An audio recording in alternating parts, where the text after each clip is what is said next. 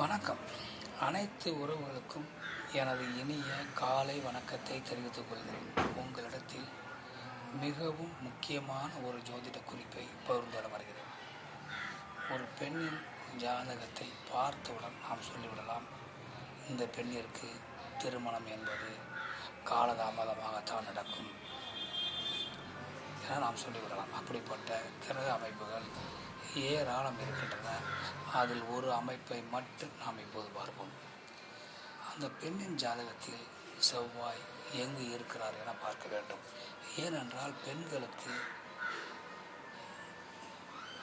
துணையை கொடுக்கக்கூடிய கிரகம் செவ்வாய் தான். அவர் நன்றாக இருந்தால்தான் அந்த துணை என்பது நன்றாக இருக்கும். அதே போல் அவர் வீடு கொடுத்தவர் நன்றாக இருந்தால்தான் சிறப்பாக இருக்கும். ஆதலால் செவ்வாய் பகவான் எங்கு பெண்கள் சாதகத்தில் இருக்கிறார் என்று பார்க்க வேண்டும். அந்த செவ்வாய் பகவானுக்கு வீடு கொடுத்திருப்பார் அல்லவா, அந்த வீட்டின் அதிபதி லக்னத்திற்கு 6, 8, 12 வீடுகளான மறைவு ஸ்தானங்களில், அதாவது துர்ஸ்தானங்களில் இல்லாமல் மற்ற வீடுகளில் இருக்க வேண்டும்.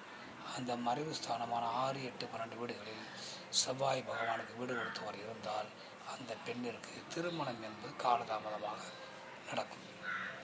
மற்றவற்றை நாம் அடுத்த வீடியோ காண்போம். நன்றி, வணக்கம்.